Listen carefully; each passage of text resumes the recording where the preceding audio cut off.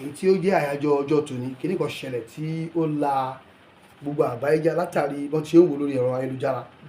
Ṣàyẹ̀rì ni àgbọ̀ olè ẹ mú dáadáa ẹ fà dáadáa ó jí góòlù 90,000 ní 900,000 ní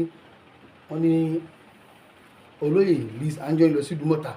ó lọ jí wọn ní ó lọ jà wọn lólè ń bẹ̀. ọ̀rọ̀ yìí bó ló ṣe wáyé báwo ló ṣẹlẹ̀ gan-an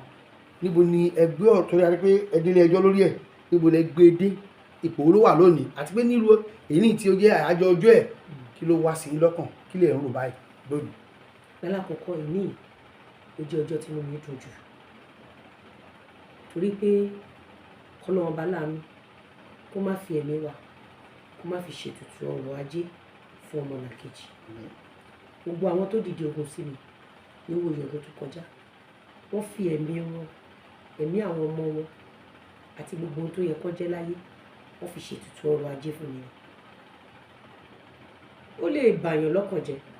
because tẹ́ bá wo àwọn tí wọ́n ṣiṣẹ́ yìí èlò ní nǹkan tó ń gbé kalẹ̀ iṣẹ́ tí wọ́n ń ṣe yẹn ta ló mú wá sí Nàìjíríà iṣẹ́ káta stone káta àwọn nǹkan tó ń tà yẹn ta ló mú wá ta ló gbé wá sí Nàìjíríà èmi tí mo gbéṣẹ́ stone wá rè so tó bá wá jẹ́ wípé ọ̀dọ̀ wọn nírú nǹkan bẹ́ẹ̀ yẹn ti ṣẹlẹ̀ sí mi mo tún sọ pé mo dúpẹ́ lọ́dọ̀ Ọlọ́run ẹni tó yọ Yorùbá ló kó ẹrú Yorùbá ló pé pa báwo lọ́wọ́ ṣe gbìyànjú tó Ìgbò ò dájú ẹ̀ Haúsá ò dájú ẹ̀ ọjọ́ tó kan Yorùbá ló dájú ẹ̀ máa jó lọ ni Yorùbá sọ Fábíọ́lá you understand tẹ́ bá wo nǹkan tó ṣẹlẹ̀ ní Ìdúmọ̀tà sí mi ní February 5 ṣe é padà rántí nǹkan tó ṣẹlẹ̀ sí wọn ní April 9 ẹ ṣáà wò ó ní April 9 ọ̀dọ̀ wọn jóná tí gbogbo dúkìá sọnù tó jóná beyond repair ó jóná débi pé èèyàn kú síbẹ̀ nígbà tí iná yẹn máa bẹ̀rẹ̀ ibi tí wọ́n ti dá mi jókòó for 4-5 hours yẹn iná yẹn ti bẹ̀rẹ̀ iná yẹn jó ibi tí ẹ̀rọ Ọlọ́run ti bà mí iná yẹn ò jó wá síwájú o ṣe rí ọ̀dọ̀ bọ̀bọ̀ tí mo ti rajà yẹn upper year ni mo ti rajà yẹn ní 2023 ni mo ti rajà yẹn tí mo dẹ̀ fún lówó nígbà tó ń retí owó mo wá wọ ibì kan lọ lẹ́yìn ṣó ti yẹn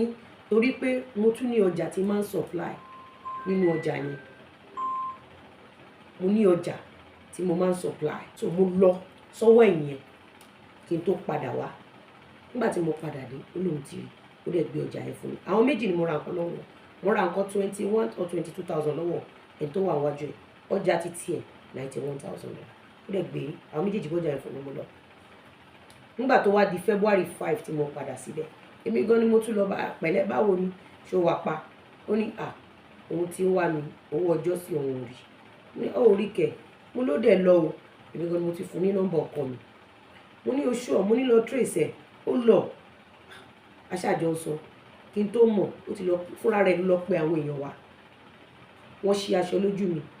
wọ́n lọ ra táyà wọ́n lọ ra petrol mọ́tò tí mo gbé lọ síbẹ̀ tí a rọ̀bà ní mọ́tò tuntun ni mọ́tò almost 100 million naira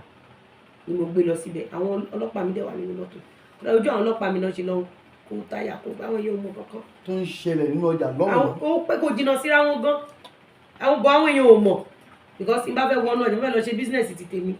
torí pé mo jẹ́ èèyàn kan nínú society mi pé kí n má lọ rajà mi wẹ́rẹ́wẹ́rẹ́ just like tí n bá fẹ́ gbọ́njẹ fọ́kàn mi má lọ́nú ọjà má wo ṣàkì má wa bọ́ọ̀dì èmi life mi ọmọ ṣiṣẹ́ iṣẹ́ ni mímí ìṣọ̀lẹ̀ bọ̀bọ́ yẹn fúnra rẹ̀ ló lọ pe èrò wá tí ó ti yẹyìn ó ní ọmọ kan obìnrin àjèjì kan tó ní òun mọ̀kọ mi ọ̀rẹ́ ẹ̀ tímọ́tímọ́ aṣọ máa ń jókòó sí láì yẹn ibẹ̀ náà ti rí orúkọ ọkọ mi pé èmi ni òun náà ṣe dènà dèmí bẹ́ẹ̀ pẹ̀lú Gistlover ó ti yẹyìn payment proof orúkọ tàbí sanwó fún wọn ni wọ́n ti rí náà fi mọ̀ pé èmi ni ṣó ti yẹyìn pẹ̀lú mo máa ń múra ẹ̀yàn pé máa sọ pé máa ń múra báyìí ṣó ti pẹ̀lú orúkọ yẹn so wọ́n yọ aṣọ lórí mi wọ́n bẹ̀rẹ̀ sí ní parọ́ tẹ́ bá lọ wo fídíò yẹn ẹ máa gbọ́ tán sọ wípé ẹ jẹ́ ká sọ pé a rí góòdù lọ́wọ́ ẹ̀ fúnra wọn náà sọ asset ẹ̀ up ìwọ̀n bẹ́ẹ̀ ti gbọ́ fídíò yẹn dáadáa. ta ló ya fídíò ṣáwọn náà yà àwọn fúnra wọn náà pọ̀ gan wọ́n lọ pera wọn wá bọ̀bọ́ yẹn fúnra ẹ̀ ló lọ kó gbogbo wọn wá. wọ́n dẹ̀ ń ya fídíò yẹn wọ́n send ẹ̀ sí Gistlover wọ́n dẹ̀ send ẹ̀ sí WhatsApp àwọn èèyàn àti mú Lizzy àti bojú ẹ̀jẹ̀ àti purọ́ ọmọ fúnra wọn náà ṣe. ó ti yẹyin ngbà tẹ́mi lọ sọ́dọ̀ ọlọ́pàá arrest wọn lọ́jọ́ kejì ngbà tó ọlọ́pàá arrest wọn wọ́n ti delete àwọn fídíò yẹn ọlọ́pàá wọnú fóònù wọn lọ ọlọ́pàá lọ gbé gbogbo fídíò yẹn wá wọnú fóònù wọn àwọn ọlọ́pàá wọnú ẹ̀ tí Nigeria police bá fẹ́ jẹ́ wọn àṣìṣe ngbà tó ọlọ́pàá wọnú ọlọ́pàá lọ record gbogbo fídíò yẹn wá ọlọ́pàá wá sọ fún wọn pé ṣé bẹ́ẹ̀ sọ pé ẹ̀yin kọ́ lẹ record gbogbo wọn ṣèkà yẹn nígbà tí kéèsì yẹn tó ti prepare wọ́n gbé fún DPP ní kí kéèsì yẹn kó lọ kóòtù wọ́n ẹni kí wọ́n gbé kéèsì yẹn lọ kóòtù Gistlover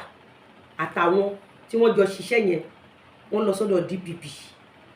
torí ohun tá a dúró fún ni wípé ẹni because bọ̀bọ́ yẹn nígbà tá à ń fa wàhálà yẹn níjọ́ yẹn ọkọ mi send 100,000 naira sí pé tó bá ti rí owó alákọ̀ọ́kọ́ ó lè send 100,000 yẹn tí kò bá dẹ̀ rí owó alákọ̀ọ́kọ́ ó jẹ́ kí àwọn mọ̀ but àwọn send owó adẹ̀ fi fóònù tèmi tún wá kú tẹ bá wo fídíò yẹn mo sọ pé ẹ bá mi charge fóònù mi ẹ bá mi charge fóònù mi wọ́n ṣáà dúró wọ́n fẹ́ dáná sun mí kódà aláàjì lọ Àbújá aláàjì ti board aláàjì láti bọ́ lẹ́nu flight aláàjì drive láti airport wá wọ́n ń dúró dọwọ́ alẹ́ láti ṣe mí níbi wọ́n tún wá sọ pé kí n dìde àwọn kan ní òní kúrò bí àwọn kan ní kí ni ó máa lọ ẹ dìde jàre mo wá rí wọn tó ń yín mú síra wọn lẹ́yìn díẹ̀ máa lọ jàre ẹ máa lọ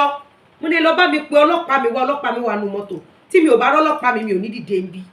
wọn ọlọ́pàá mi wọ́n ní kí n dìde tí kì í kún àlà nǹkan mọ́ mi lórí ọ̀kan sáré gbó mi kan já mi sí òun. fídíò yìí wà online now wọ́n wá sáré lọ sọ́dọ̀ DPP Lagos State a lọ sí sitting kìíní sitting kejì sitting kẹta ló yẹ kí wọ́n lọ invite ẹni tó kọ́kọ́ gbowó àkọ́kọ́ wá bóyá rọ ni bóyá òótọ́ ni àbí láàrin sitting kìíní ìkejì kẹta wọ́n dẹ̀ lọ bá Lagos State DPP dẹ̀ yọ kéésì yẹn kó ní kóòtù láti lè cover àwọn up ìbẹ̀lẹ̀ tí máa mọ̀ pé set up ni tí kò bá kí n ṣe set up kí ló mú DPP yọrù kéésì yẹn kúrò ní kóòtù kí ló dé tí DPP ò ṣe lè jẹ́ ká rí ẹni tó gbowó àkọ́kọ́ kí ni interest àwọn tó ṣiṣẹ́ yẹn bí ìwà bí kí ni ẹ ṣe ṣẹlẹ̀ níjọ́ yẹn Gistlover ní mo ṣe fake transfer mo ṣe reverse transfer mo lọ jí gold wọ́n sọ wípé gold yẹn wọ́n ba lára mi níbo náà ti ń ta gold àwọn tó ń ta trimis àwọn yẹn ló ra gold láyé wọn wọ́n ṣe gbogbo wàhálà yẹn nígbà tí mo ti rọ́wọ́ tó ń gbé tí mo rí ọwọ́ tó ń gbé ní kóòtù mo dẹ̀ padà sílùú mi ẹ mọ̀ pé ìlú tí mo ti wá olè ni wọ́n kọ̀ jù láyé ibi tí mo ti ṣe kékeré píníṣín lọ́dọ̀ ìyá mi wọ́n ń jalè nílùú wa wọ́n ń jalè wọn ò dẹ̀ ń gba kọ́bọ̀ tó bá ti di pé wọ́n jí nǹkan mo dẹ̀ padà sílùú mi mo dẹ̀ lọ wá gold yẹn wọ́n ní reverse transfer mo wá wọ́n ní fake transfer mo wá mo dẹ̀ lọ bíbélì àti kùránù náà la gbójúlé a dẹ̀ fi wá a dẹ̀ wá ẹ má gbàgbé pé February 5 ní kinní yẹn ṣẹlẹ̀ láàrin ọjà yẹn April 4 ní birthday mi àbí bẹ́ẹ̀ kọ́ 4 + 5 kí ló fún wa 9 April 9 ní náà dáhùn bẹ́ẹ̀. orí ló jà ní àbẹ́mi ní ká pè é. Kùránì àti bíbélì náà ló máa jẹ èyí tá a gbójúlé ẹ náà òun ló máa jẹ òun ló fi jẹ́ wípé ilé ayé yìí má bá èèyàn báyé èèyàn jẹ́ àwọn tó ń ta trimis níbẹ̀ yẹn àwọn tí wọ́n kígbe olè lé mi lórí ṣé ẹ mọyé irú wọn tí mo ti rán ní school ṣé ẹ mọyé irú wọn tí mo ti ràn lọ́wọ́ ṣé ẹ mọyé irú wọn tí mo ti empower ṣé ẹ mọyé irú wọn tí mo ti ṣe dáadáa fún ohun tí wọ́n ṣe láàrin ọjà yẹn signal wo ló sẹ́lẹ̀ sí society jungle justice ni wọ́n fẹ́ ṣe ni wọ́n ṣe ni ẹ̀kọ́ fẹ́ ṣe wọ́n ti ṣe already ṣe bọ́jà yẹn ní ọba àbọ́jà yẹn ò lọ́ba àbí ọba tó wà lọ́jà yẹn ò mọ̀ kó ní ohun tó yẹ kóun ṣe. àwọn ìyá lọ́jà àbá lọ́jà. àti ìyá lọ́jà àti bàbá lọ́jà àti ọba tó wà nínú ọjà yẹn ṣé wọn mọ̀ wípé àwọn ti jẹ wọn mọ̀ pé àwọn ti ṣe nǹkan tí ó yẹ kán ṣe. ṣe rí àìbọ̀wọ̀ fágbà ni ò jẹ́ kó káyé rójú kí ni mo sọ fún yín bọ̀dá mi eléyìí ò ń ṣọ̀rọ̀ muslim ni mi christian ni àwọn tó ṣiṣẹ́ fún mi mùsùlùmí ni gbogbo wọn wọn Ọlọ́run bojú wọn jẹ́ bìyàn rí pìẹ́ torí Ọlọ́run ò sí lẹ́yìn alábòsí. Bíbélì ní fi ti Késárì fún Késárì. Àlùkùránì ní ẹ má bú wọn, tẹ́ ẹ bá bú wọn wọ́n á bú wa. Ẹ má bú ohun tí wọ́n gbójúlé, bẹ́ẹ̀ bá bú ohun tó ń gbójúlé wọ́n á bú ohun tẹ́ ẹ gbójúlé. You don't understand? Wọ́n commit èèwọ̀ níbẹ̀ yẹn, wọ́n dẹ̀ bí fún àwọn lè jẹ lọ. Àwọn tí wọ́n kígbe olè lé mi lórí, èèlò ní ṣọ́ọ̀bù wọn. Ok, ẹ jẹ́ ká sọ pé ọ̀tá mi lọ ṣe, ẹ dẹ̀ ṣí ojú mi, ẹ bá Lizzy Anjorin bá a bá kọ rere mọ́ wọn, tó bá jẹ́ mi ni àǹtí mi ẹ̀yin ni ẹ wá ń bí, ẹ kọ fún mi fóònù nọ́mbà yìí mo ti wà ókè. Ìjọ́ òní ká wá kí yín lọ́fíìsì, àbí bọ́n ṣe kọ́ wa nílẹ̀ Yorùbá kọ́ nìyẹn. But Gistlover àtàwọn ìyá ẹ́sà bọ́ọ̀dù ohun tí wọ́n sọ ilẹ̀ Yorùbá dì òun ni kọ́tẹ́rì tó ṣẹlẹ̀. Kálukú ni photographer, kálukú ni cameraman. Any little thing nǹkan tó ṣe yẹn ó jẹ wọ́n lógún ju gbèsè ayé ọmọ wọn lọ. Ohun tí mo mọ̀ ni pé kò sẹ́dá tó lọ́wọ́ nínú ohun tó ṣẹlẹ̀ ní Tom Jones ní February 5 àdàbí tí mi ò bá sanwó, àdàbí tí wọ́n bá gba owó, àdàbí jà ó jẹ́ pé àdàbí tí wọ́n bá ń ta gold ńbẹ̀, àdàbí jà ó jẹ́ pé wọ́n bá ń rìn lórí ilẹ̀ tí wọ́n ń rìn lórí ilẹ̀ kò sí kankan tó máa scot free nínú wọn tọmọtọmọ wọn. Bẹ́ẹ̀ ni mo sọ. Àìpẹ́ gbọ́dọ̀ lé kóòtù bó ni wọ́n á tì sí báyìí. Ọlọ́pàá ló gbé lọ kóòtù. DPP ní pé kán fi wọ́n lẹ̀ pé ohun tó ń ṣe yẹn ó dáa, pé bọ́n yẹn ṣe yẹn gangan ló dáa. Eva tán bá tún rí mi ń jọ mi kán má waste time. Ó sọ̀rọ̀ àbó wù ní wà. Nígbà tán ní no prosecution kí ni ìtumọ̀? Ṣẹjọ́ nìyẹn. Kò sẹ́jọ́ ni. Mo dẹ̀ withdraw, a dẹ̀ gbé fídíò lọ ìgbà tán ti ń ṣe gbogbo màgòmágó yẹn, ẹ̀wọ̀n kan ti já wa sí, wọ́n ti ń ṣe màgòmágó, a dẹ̀ kó gbogbo fídíò a kó gbogbo ẹ̀ lọ. Wọ́n ní àwọn ò fẹ́ rí pé kán ṣáà máa lọ. Àmọ́ ìgbà tí DPP ní kán máa lọ, ṣé ẹlẹ́dàá mi ní kán máa lọ? Ṣé ẹlẹ́dàá mi ò dájọ́? Ṣé rí àti Kùránù àti Bíbélì àti ṣẹ̀ṣẹ̀ wọn ò ní kí tálákà polówó, wọn ò dẹ̀ ní kólówó pa tálíkà. Kò yẹ yín nǹkan tí mi sọ. Kò sí irú bó ṣe lè tálíkà tó bá jẹ́ṣẹ́ ibi ló yàn láàyò, ibi a máa bá ẹ náà ni. Kò dẹ̀ sí bó ṣe lè lọ́lá tó láyé tó bá hùwà ibi a máa bá ẹ náà. Àwọn tó kígbe olè lé mi lórí lánàá, àwọn ọ̀dà lénìí, èmi lélẹ́yìí lénìí, at least láàrin ọdún kan yẹn sísìn California Paradise City new estate tí à ń tà lọ́wọ́lọ́wọ́ báyìí hot cake, mo dẹ̀ ń ṣe special promo lénìí. Promo mi máa tán ní Sunday. Kò kí ń ṣe estate o, there is difference between estate and city. Ẹ mọ nǹkan tó ń pè ní city, Lórí ìlú nìyẹn. odidi ìlú. At least tọ́lọ́ bá fi yẹn rẹ̀ mí lẹ́kún láàrin ọdún kan yẹn sísìn. Èmi dẹ̀ lélẹ̀ nínú ààfin mi, èmi tó pè lólè. Táìpẹ́ tó tọ́ mo lọ jà wọ́n lélẹ̀, táìpẹ́ nǹkan tí Gistlover sọ bó ṣe rí nìyẹn, mi ní síbi tí mo wà lẹ́nu. Orí ẹmọ̀ kan pọ̀ gan, ṣé bẹ́ẹ̀ náà lórí orí ìkànnì wọn ò ní gbé fúkẹ́, mo fẹ́ gbèjà. Èmi ẹyọ kan ṣoṣo tí gbogbo wọn wá gang up lé lórí. Ẹ wo bí ẹlẹ́dàá mi ṣe gbèjà mi jà. Ìtumọ̀ ẹni wípé ó bá ti gbé ọrọ̀ ajé kalẹ̀, tó bá ti bímọ tiẹ̀, má pẹ̀lú ẹni ibi ṣàbúrú fẹ́ni tí ó ṣe rí. Inú tèmi dùn o, inú mi dùn torí tí ò bá sí ohun tó ń ṣe fún mi ní last year mo lè má débi tí mo délé ni. Fún ìgbà tí kìnìyàn ń ṣẹlẹ̀ yẹn Bẹ́ẹ̀ni. kí ló wá sínú ọkàn gbogbo kí ló bẹ̀rẹ̀ ó lè ní ẹja dáná sún ẹja gbúdáyà ẹja kí ló ń rọ̀ máa ní. Mo kàn ń wò ni pé nǹkan tó kọ́ rán máa ní pé 91,000 naira pàápàá jùlọ èmi tẹ́ fẹ́ dáná sùn yìí, iṣẹ́ tẹ́ ẹ̀ ń ṣe yìí tẹ́ ń tà yìí, èmi tí mo gbéṣẹ́ ìwárì, èmi tí mo a máa parí ìrìn àjò sí, so be it. Ìgbà tí máa dé police station Adéníjì Àdèlé, ṣe mọ̀ ẹ̀jẹ̀ kọ́ bẹ̀rẹ̀ sí ní dà lára mi ni. DPO police station Adéníjì Àdèlé òun àti PA wọn lọ pààkì mi, ẹ̀jẹ̀ kọ́ bẹ̀rẹ̀ sí ní dà lára mi. Ṣe mọ̀ mo kàn ń wò ó dàbí fíìmù lójú mi, ó dàbí fíìmù. Ẹ mọ̀ kọ́ kékeré ni wẹ́rẹ́wẹ́rẹ́ wọn ẹ wá lọ kó àwọn èèyàn wá. Then ìgbà tí màá fi wo Gistlover lálẹ́, mo mọ̀ pé Gistlover ló ródọ̀ yẹn. because ọjọ́ tọmọ yẹn ti rí mi tí mo wá rajà ó ti inform Gistlover wọ́n ti mọ̀ pé mi ni so they been waiting patiently for me Gistlover dẹ̀ ti update ṣé ti yẹn before then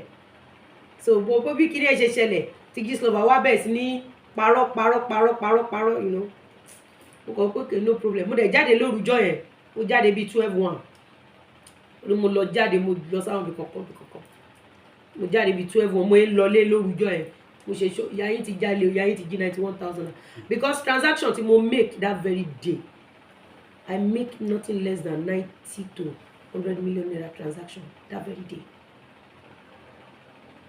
ní kátàkárà. ní kátàkárà kì í ṣe owó mi owó ọjà ni that very day mo tún wá lọ gba ọjà mo ń lọlé ni mo rò pé àwọn ọjà kọ̀ọ̀kan tí mo gbà jẹ́ kí n lọ get nǹkan kan 1 or 2 things ṣé yẹn sàn ni mo ṣe wọbẹ̀ lọ mo kúrò ń bẹ̀ gan tí mo kúrò lọ́dọ̀ DPO Adéníjàdé mo kàn lọ sí 1 or 2 so ó kọ̀ jẹ́ wípé nígbà táwa ń dàgbà irú àwọn ará Tom Jones yẹn ṣe mọ̀ pé Al-Quran àti Bíbélì gan sọ pé ara olówó ni tálíkà ti máa là so nígbà táwa ń dàgbà bọ̀ wọ́n ṣe kó èmi wọ́n pè mí mo ṣí ojú Lizzy Anjorin ó jẹ́ 90 million gan àǹtí mi ẹ̀yin ni ẹ máa bọ̀ mi tí ẹ mọ̀ pé yìí ẹ fún mi ládírẹ́sì yìí ẹ fún mi fún nọ́mbà yìí màá wá rí i lọ́fíìsì láàárọ̀ ọ̀la àbí àǹtí mi owó ọjọ́ ẹ̀ mi rí o oyoyoya ẹ bá mi fòdó 4 sí mo ti dọmọ yín ẹ máa gbà mí tọ́ o ìyẹn ni nígbà tí ayé ṣì wà ayé ti dáyé social media ń sìn ẹ bèè lọ́wọ́ àwọn ará Tom Jones pé ṣọ́ pàdé mi rí ṣọ́ mọ̀ mi rí ẹ bèè lọ́wọ́ pé nǹkan tó ń ṣe fún mi kí lè rí wọn kí náà ti dà láti gbà yẹn èmi tó ń ṣàbúrú fún bí kí n kú lọ́jọ́ náà lọ èmi rè pọ̀ àwọn ọ̀dà àwọn ti kú àwọn nìkan dẹ̀kọ́ náà máa jẹyà yẹn tọmọtọmọ wọn ni tìran wọn kódà wọ́n ti gbèpè torí wípé òòṣà tó ń bá wa wá góòlù wọn yẹn àti reverse transfer àti fake transfer yẹn gbéyàn bá kígbe olè wọ́n bá wọn àkọ́ kí náà máa fi wà iṣẹ́ àlàlà nìkan Ìjẹ̀bú ló máa ń lọ àìlàlà. no àwọn Oǹdó ni. ṣé Oǹdó ló ń lọ àìlàlà àwọn Ìjẹ̀bú máa ń lo Agẹmọ àwa ní táwa náà máa ń lo Olùwà ní àwọn ń jalè lọ́dọ̀ wa. wọ́n lè pè ní Bíbélì àti Kùránì lẹ́ẹ̀kan ni. Bíbélì àti Kùránì wọ́n ń jalè á dẹ̀ wá. wọ́n sì ń wá báyìí náà. ó máa wà ọ̀ ní wá kíni ó máa wá. tán bá túbá gbọ́ pé kò rí bẹ́ẹ̀ o. túbá wọ́n padà túbá èké lọ́jọ́ kẹta lẹ́yìn tó túbá èké ní February 8 or February 9 ṣé ńgbà tó di April 9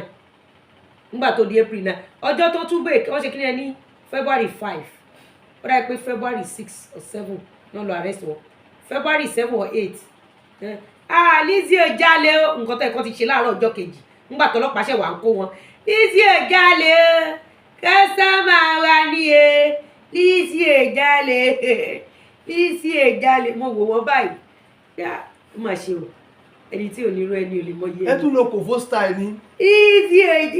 Lizzy ò jalè kẹsàmà wa ni kò jalè wọ́n ń ṣe bẹ́ẹ̀ mo wo gbogbo wọn báyìí èmi ọmọ ẹ ó dànjọ́ Lizzy ò jalè o gbà tó dẹ̀ di April 9 ńgbà tó di April 9 ló bá di ẹ̀yin ìjọba wa ìrànlọ́wọ́ ò lè fẹ́ ṣe fún wa ńgbà tójú tiwọn náà bó ńgbà tíjọba fẹ́ ṣe ìrànlọ́wọ́ fún mi ṣe bọ́n lọ sọ́dọ̀ DPP wọ́n boycott ìjọba a ní orí làbá bọ àbá fòrìṣà sílẹ̀ sáré wọn ṣaagùn. orí làbá bọ ká fòrìṣà sílẹ̀ ńgbà tó di April 9 April 10 tíbẹ̀ jó April 9 níbẹ̀ jó àtúmọ̀ di April 9 April 10 ó di gọ́vnà wa kí lẹ fẹ́ ṣe fún wa ẹ mú un tí ẹ̀dá kan tó ti fi gbogbo ayé ẹ̀ ṣe ń tó ṣe fún mi ń tan Jones yẹn gbogbo ohun tí mo fayé mi ṣiṣẹ́ fún náà ń láàrin ìṣẹ́jú kan yẹn gbogbo àìsùn àìwó mi ìlàkàkà mi ìkiri àmàlà ìkiri ráìsì solon completed building lọ́fọ̀ ẹsẹ̀ ní my 12 òun náà ń gégé láàrin ìṣẹ́jú kan nù tan Jones yẹn yóò bá sọ Ọlọ́run tó kọ́ ilé náà. the name. N tó mú mi òbó pé juṣẹ́ lọ òbó pé juṣẹ́ lọ orúkọ rere la fi tà á. ìyá mọ̀ kó péjú iṣẹ́ lọ. ìyá mọ̀ orúkọ rere ìyá mi fún mi ní òkú pé máa jẹ́yàn lọ́la pé tí bá dẹ̀ jẹ́yàn ohun tí n bá ṣe nísìn nọ́mbà àfi hàn tì mí. Yes kò easy iṣẹ́ ṣíṣe ò easy tá bá wá rí ọ̀dọ́ ọmọbìnrin tó ń ṣiṣẹ́ kò bá yín taṣẹ́wó kò bá yín rìn dé òru kò bá yín kò tẹ̀lé lọ klọ́ọ̀bù kò bá yín kọ̀rẹ̀ because Gistlover ṣáàfẹ́ fi pa mú wa lọ́rẹ̀ tipátipá. tá a ní Gistlover. Gistlover ní Gistlover mọ́ra ẹ̀ ní tí mo kàn mọ̀ ni pé ẹ̀dákẹ́dá tó wà láyé tó jẹ́ pé orúkọ ẹ gbọ́dọ̀ pọ̀pọ̀ níbi táyé ti ń bàjẹ́ níbi tí gbéyàwó ti ń dàrú níbi tá a ti ń gbé orí aláìṣẹ̀lẹ̀ ẹ̀wọ̀n níbi tá a ti ń gbé orí ẹni tí ò jalè tá a ti ń pè lólè torúkọ ẹ dẹ̀ ń pọ̀pọ̀ irú ẹni bẹ́ẹ̀ bá bí gbọ́ ọmọ láyé mọ sàárè gbogbo àwọn ọmọ ẹ̀kọ́ tó kúrò láyé ẹ̀ẹ́sìkẹ́ oríjàjò ògùn lọ bàbá mi Tom Jones Ìkódùmátà lẹ́yìn ìgbà tó ti kígbe olè lé mi lórí àwọn ọgbọ́n mọ̀ wọ́n mọ̀ lára. wọ́n mọ̀ bàbá mi wọ́n dẹ̀ ṣẹ̀ṣẹ̀ bẹ̀rẹ̀ because èmi kọ́ ni báǹkì èmi kọ́ ni nẹ́tíwọ̀kì èmi kọ́ ni ìjọba táyé pé gbà tá à ń gbówó rìn kiri ni a lè di 10 million sára lọ àárín ọjà báǹkì ni ò fún wa lówó mọ́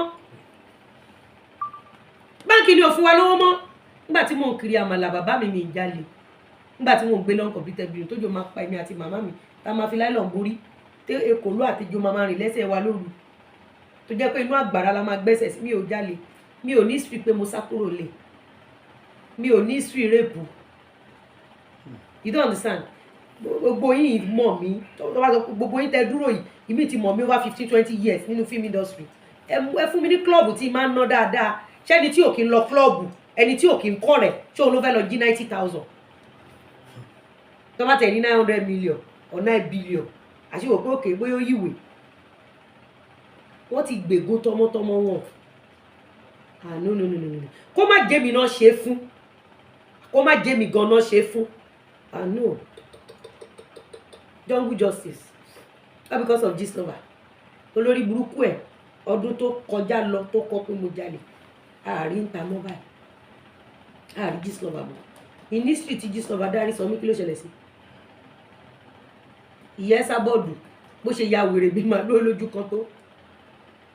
nígbà tẹ́mi àti àjọ wọn yájà gidi ìyẹn sábọ́ọ̀dù ti jẹ́ǹtù bí okó òkú kò tí lọ́wọ́ bí lọ́jọ́ kò sí orí yàtọ̀ sórí ó lè lórí ọba jẹ́ ó lè lórí ìjòyè ó lè jórí ọmọ òkókó lálóhùn ò ní gbà á dẹ̀ dájọ́ gbígbóná burúkú fún yín ẹ lọ wo ohun tí iná ṣe fún Tom Jones ibi tẹ́rọ náà ti bà mí jù ní wípé ibi tán ti kígbe olè lé mi lórí níná yẹn ti bẹ̀rẹ̀ guess what iná yẹn tẹ̀ tọpasẹ̀ gbogbo ibi tí mo lọ tí mo fi padà wá sọ́dọ̀ bọ̀bọ̀ yẹn jáde ibi tẹ́rọ náà ti bà mí nù mo sympathize pẹ̀lú àwọn innocent souls tó forí kó ń bẹ̀ mo sympathize pẹ̀lú wọn from the depth of my heart wọ́n ní tá a bá bẹ torí ara wọn òun ló fi jẹ́ wípé àìbọ̀wọ̀ fágbà ni ò jẹ́ káyé ó ní ohun tó fi pilẹ̀ ọjà tọ́jà bá tán àwọn pàtẹ́pàtẹ́ tó wà ń bẹ̀ ńkọ́ ẹ̀jẹ̀ wà láàrin yẹn wọ́n ti gbẹ̀jẹ̀ èèyàn sáàrin yẹn kò dẹ̀ sí amount of ètùtù tán lè ṣe láyé sáàbàdà bẹ́ẹ̀ ni mo sọ fún yín because ó ní days tó yẹ kó sáré kà láti ṣe àwọn kankan ẹni tó ṣe nǹkan yẹn fún ó ní ohun tó yẹ kó sáré pé ẹni yẹn ó ní iye tó yẹ kó ṣe wọ́n believe pé mùsùlùmí láwọn àwọn ń kírun kò sí tó máa ṣẹlẹ̀ gbàtí mẹ́wàá ṣẹlẹ̀ sí wọn kọ́ tán dẹ̀ ṣẹ̀ṣẹ̀ bẹ̀rẹ̀ àbí ìrun kíkí ó stop orí burúkú tó padà kọ́ lọ irun kíkí ìwọ ló ní irun kíkí yìí tó bá lọ ṣọ́ọ̀ṣì wọ́n ló ní Jésù ò níyàwó kò lọ́mọ ẹjẹ́ ṣe dáadáa àbí ọjà yẹn ò lọ́ba náà abúlọ́ba kò dẹ̀ ní ìyálọ́jà kò ní bàbá lọ́jà àwọn ìyálọ́jà street yẹn gangan wọ́n tráyọ̀ ńgbà tán wá wọn ọ̀rẹ́ obìnrin àjèjì tó rìkọ́dù ohun aláàjì òun ló ṣiṣọ́ lójú mi a week la fi ń wá kiri a week. wọ́n mú pamọ́ ni àbọ̀sápò ó sápò olù wọ́n padà mú àwọn pípù yẹn wọ́n try ọ̀pọ̀lọpọ̀ wọn dẹ̀ mọ̀ pé nǹkan tó ń ṣe kò dáa ṣùgbọ́n kò sí bá a ṣe fẹ́ ṣe é àwọn náà ti gba ẹ̀mí èèyàn sáàárín yẹn wọ́n ti gba ẹ̀mí èèyàn sí àárín yẹn ẹ lọ wo ọ̀pọ̀lọpọ̀ olówó tó abandon property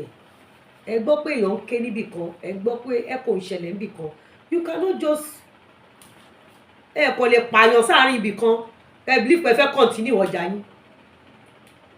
láti ẹ̀ sọ pé ìjọba ò tiẹ̀ rí wa láti sọ pé anybody ò rí wa dẹ́sà ẹ̀ka lé ní èjì iná mélòó ló ṣẹlẹ̀ ní Èkó Dùmátà ní last year àtò 14 láti 2019 dẹ̀ náà ti bẹ̀rẹ̀ orí burúkú yẹn tọrẹ mi kan Bukky Raji lọ sáré Èkó Dùmátà yẹn wà bá wọn ní àlẹ́ lẹ́sí yẹn ó fi menstruation ṣògbọ́n owó lédi ẹ̀dẹ̀ lọ rajà ni ó wá rí wọn níbi tó ti ń wo fídíò mi orí wọn bẹ̀ mo wo fídíò mi ó sunkún padà sílé mo ní kó má wọrí ìgbà tó máa padà débẹ̀ bẹ́ẹ̀ ti jóná ní 2019 orí ni àwọn ẹ̀dá kan wà ẹ̀ mọ bí wọ́n ti tọrọ wọn òun lè ṣe gbọ́dọ̀ yin orí olórí jẹ àwọn ẹ̀dá kan wà inú ọjà láti tọrọ wọn àwọn kan wà èmi nìkan nìyá mi bí ọmọ tó tojú bọ̀ kó tó gbé mi nìkan ṣo menopause ni mọ́ mi fi bí mi. ajẹ́pẹ́ Lizzy kì í ṣèyàn lásán o. gbogbo wa là kì í ṣèyàn lásán. àtẹ̀mí náà. gbogbo wa ni ìtura ẹni ká máa ṣe jẹ́jẹ́ ẹni tí ò bá ṣe wà ká má ṣe ẹni tí ò bá ṣe kà fún wa ká má ṣe kà fún bàbá ọmọlàkejì wa níbi tó ti kù díẹ̀ káàtó ìwọ̀nba nǹkan tá a bá lè ṣe ká ṣe fún ká yọ kó nu wàhálà ṣe bá gbàlagbà wà náà tó kígbe lè mú ọkùnrin wà bí omidan wà bẹ́ẹ̀ ṣe bọ́ bá wà bẹ́ẹ̀ ìjòyè wà bẹ́ẹ̀ ṣebí Lagos state government wà bẹ́ẹ̀ ṣebí Yorùbá ní president wà Yorùbá ní governor wà àmọ́ tó ẹ pọ̀ta èèyàn kú wọ́n á wá sílé àbí wọ́n á wá kọ condolence letter àbí wọ́n á fẹ́ envelope lẹ̀. a superstar. ó dìbò justice for one is justice for one what they did to me at Tom Jones ẹ̀gbọ́n mi èmi kọ́ náà ṣe fún gbogbo ìran Yorùbá náà ṣe fún gbogbo àwọn obìnrin tó ń ṣiṣẹ́ tí ó sùn tí ó wọ gbogbo ọmọ tálíkà tó ń sáré àti ìlànà ṣe fún òkú ọ̀run náà ṣe fún ó dìbò alhamdulilayi. anybody tó bá pè mí lórúkọ yìí mi lẹ́tọ̀ọ́ àti ìpè lórí ẹjọ́ àwọn tó ti pè mí mi lẹ́tọ̀ọ́ àti ìpè lórí ẹjọ́ wọ́n lè provide evidence so mo tó dúpẹ́ lẹ́ẹ̀kan sí fún pé ẹ̀rọ orúkọ pọ̀ ọjọ́ tí mo ti ń fa àwọn òyìnbó jẹ fọlọ́wọ́ mi I'm over 40 years in business mi ò lu jìbìtì rí mi ò dé police station mi ò dé kóòtù rí mo ní business ń gbèsè ayé mi